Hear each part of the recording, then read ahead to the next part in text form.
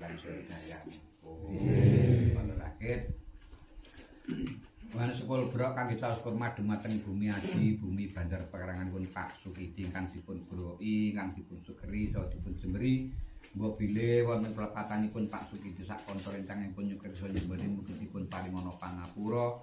Ugi kurma dumateng Sri Semara Bumi yang sepuh ingkang cikal bakal wonten dusun Gedung Salam mapan wonten Banjar Pekarangan wonten Jukan Jamban Kewan. Ugi leluhur tanah Jawi sedaya dipun sasi pakromatan. Mugi-mugi sampun ngantos nyendak nyengkara ngalubeta malang ewu dumateng Pak Sukidi sak kanca rentang ingkang sami mbayangkan nyambut damel ugi Pak Sukidi dengan pun wonten dusun Salam niki.